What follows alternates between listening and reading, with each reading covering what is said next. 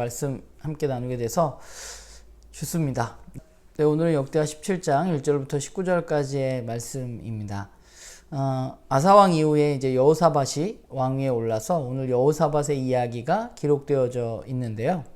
오늘 본문을 보면서 우리가 여호사밧이 왕이 된 이후에 여호사밧은 어떤 일을 했는지 우리가 좀 먼저 살펴보았으면 좋겠고, 특별히 여호사밧이 여호와의 길을 걷기 위해서 했던 일은 무엇인지에 대해서도 우리가 특별히 조금 더 깊이 있게 살펴보고 묵상해 보았으면 좋겠습니다.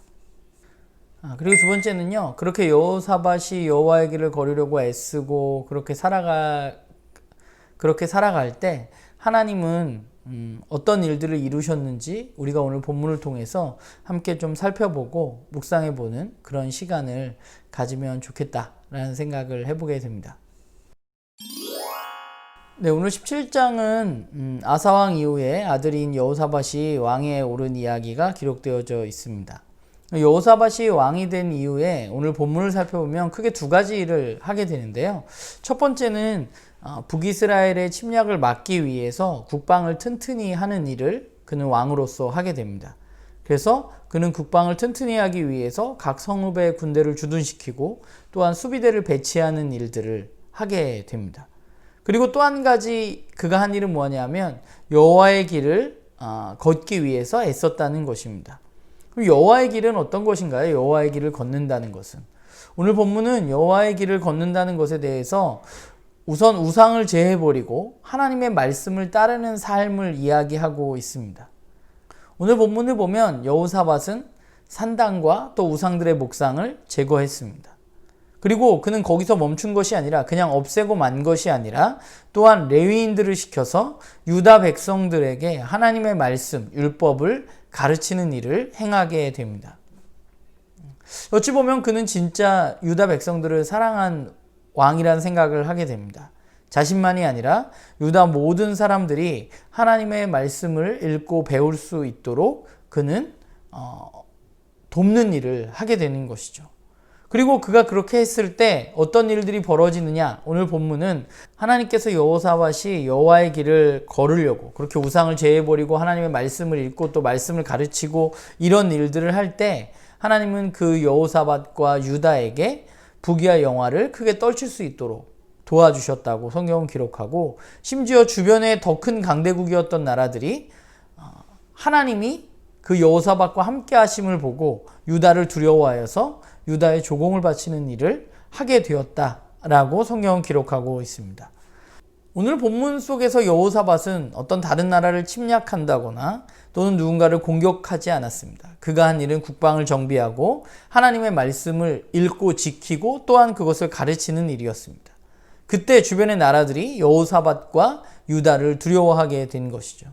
하나님의 백성으로서 하나님의 말씀을 읽고 공부하고 또 그 말씀대로 살아가려고 애쓰는 가운데 때때로 이런 의문이 들 때가 있습니다. 진짜 말씀대로 살면 될까? 라는 질문이 드는 것이죠. 정말 말씀대로 살면 내 삶이 무언가 이루어질까? 라는 생각을 때때로 하게 됩니다. 성경은 우리에게 우리가 하나님의 백성으로 그렇게 하나님의 말씀대로 살면 된다고 이야기합니다. 하나님은 우리에게 말씀을 주시고 말씀대로 살라고 말씀하시는 이유는 우리를 괴롭히기 위해서가 아니라 우리의 행복한 삶을 위해서라는 사실을 우리는 기억할 필요가 있습니다. 하나님의 백성은 하나님을 의지할 때 행복한 것이죠. 오늘 여호사밧의 이야기가 그런 것 같아요. 세상은 다른 나라들에게 조공을 받기 위해서 그들을 공격하거나 또는 힘으로 그 사람들을 내리누르는 경우가 많습니다. 그런데 오늘 본문은 하나님의 백성이 하나님의 말씀대로 살아갈 때, 그리고 그 말씀을 읽고 배우고 가르치고 할 때, 그리고 내가 해야 할 일들을 해 나갈 때 실제로 그런 주변에 있는 나라들이 조공을 바치는 일이 일어났다고 이야기하고 있는 것이죠. 좀 우리에게는 상상력이 필요하다는 생각을 하게 됩니다. 우리가 말씀을 읽고 말씀대로 살아가면 내가 진짜 행복할까? 내가 그렇게 살려고 애쓰는데도 내 삶 가운데 어려운 일들이 지속되기도 하는 것이죠. 오늘 말씀을 우리의 삶 가운데 그냥 1차원적으로 우리가 그대로 받아들이기에는 역시 무리가 있습니다. 우리가 하나님의 말씀대로 산다고 해서 우리가 부귀와 영화를 누리는 것이 아닐 수 있기 때문입니다. 그것은 오늘날 세상 가운데 그럴 수밖에 없는 상황들이 있는 것이죠. 세상의 법칙을 거스르는 것이기 때문입니다. 그러나 우리가 하나님의 말씀대로 살아갈 때 하나님 우리에게 진정한 풍성한 삶을 허락해 주시고 우리를 행복한 삶으로 인도해 주신다는 생각을 하게 됩니다.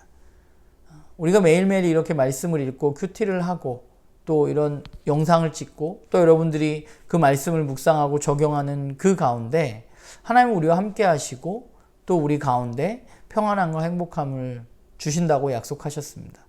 우리가 좀 그 말씀을 믿었으면 좋겠어요.